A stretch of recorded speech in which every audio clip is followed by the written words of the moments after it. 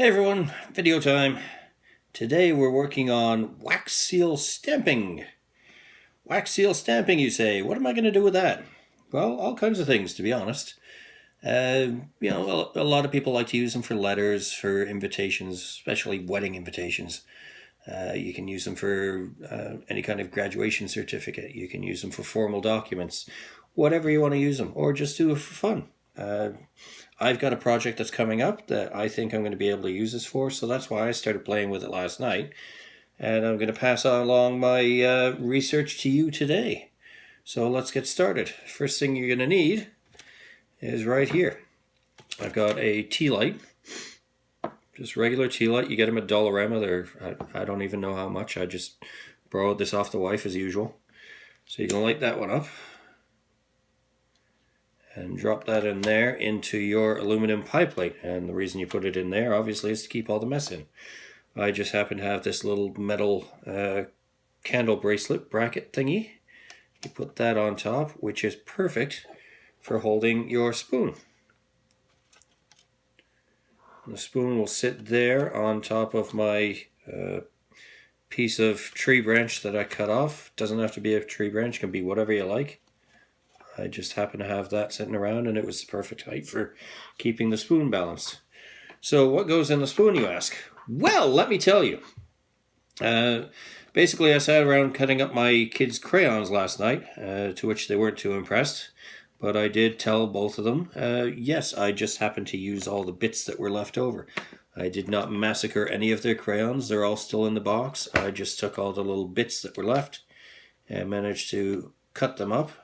And that's what we're using here. So in addition to that, you're going to want to get glue from a glue gun. And these were $1 for a pack of 18. They come from Dollarama.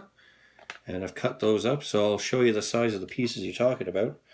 Obviously, you want to get them as small as possible, and that way they melt as quick as possible. But that's all you're looking at there.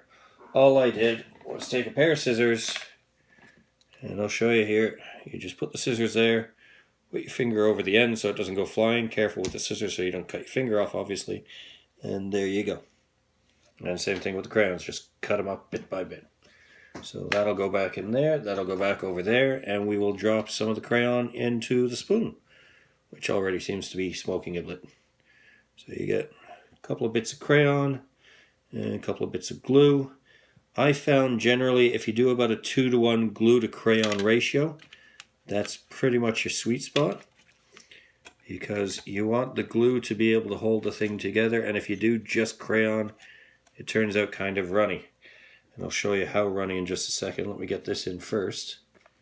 So we'll put a little bit more of that, and then we'll get one more piece of glue. There we go. So that's 1, 2, 3, 4.5 to something like 2.5, 3. Something like that. Yeah, there you go. Good enough. Okay, so your crayon and your glue is going along there. So what I did, obviously you need a stamp. So what did I use for a stamp? Well, did I have a stamp of my own? No, I didn't. So did I try to make one? Of course I did. So I took a piece of wood and tried carving an F in the top, which came out quite nice. But as you can see, the wax stuck to the end of the wood. Even though I managed to seal this with some of my Thompson's water seal. I guess I didn't seal it very well, but it did stick. So that didn't work out too well. I do have another one. I'm going to try it again at some point. But if you do use this method, if you do decide to make your own, make sure when you do it that you don't carve it as you would write it. You have to carve it backwards. Because if you don't carve it backwards, this is going to be a negative affecting a positive. If you don't carve it backwards, it's going to come out backwards on your paper. Obvious, right? Well, not to me it wasn't. I had to go through.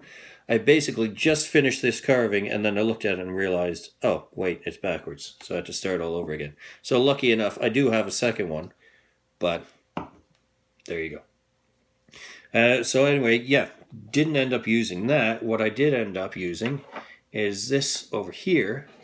This is a weights and measures set that I got probably about 30 years ago. And it just so happened to have a bunch of little brass weights in it. And the one that I'm using is a 20 gram. It's a nice size. It's actually perfect size, and it's got a little indent on the back. And that worked out perfectly. So all you have to do is take that.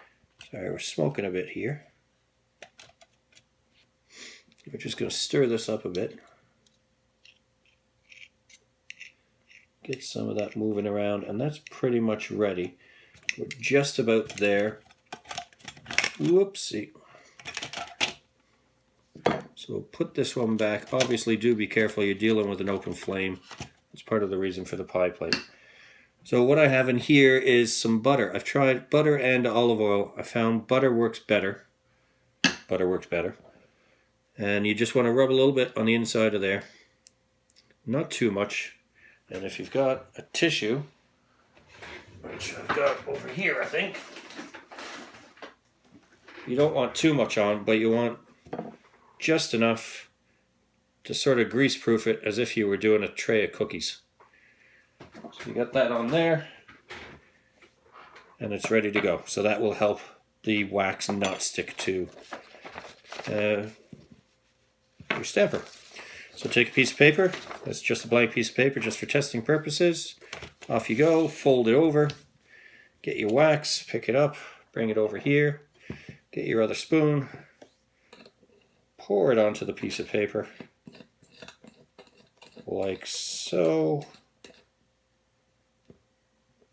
You put your spoon down there, put your other spoon down there, and just get your weight and go plop, like that. 1 Mississippi, 2 Mississippi, no, don't even bother counting. But what you can do is just, you have to make sure it's dry, obviously, before you pull it up. You can sit there, you can blow on it for a little bit, make sure it dries out, because if you pull it up before it dries, again, you're getting something that looks like that. And even before I made that one, you can sort of see on the end of that, I had tried it on another one as well, and that didn't work out too well. So, I mean, obviously, using a spoon, you're going to get basically enough to do one portion. If you wanted to do a batch, which I tried earlier, I just took the lid off a pasta jar and I filled some in there. But that was a bit too messy, and that's why I switched to the spoon. It was a little easier to get out. This isn't too easy to pour. But if you did do that much, then what you could do, I saw another video where basically somebody took a piece of foil and you can pour it into there and then make a stick. And then you can wait till it dries, and then you've got a stick ready to go, something like that. And then you can just light it and drip it as you need. And you're good to go for that too. So that should be just about dry by now. We'll pull this up ever so gently, and there you go. As I said, the butter has worked its trick. There's no stick. And that's what you end up with. So if you like that, and you're into this kind of thing, then absolutely go out, buy yourself a proper stamper. You can get all kinds of symbols and letters. I think they have stamping kits on Amazon for about 20 bucks. You can get all kinds of different things, and then you can play around with it. And you can see it's obviously stuck on. That's sealed quite nicely. That, to be honest, is probably the best one that I've done so far. So there you go. It's your lucky day. You get to see it firsthand. Well, if you enjoyed that, leave me a comment, leave me a like, leave me a subscribe. We'll see you next time. Thanks. Bye.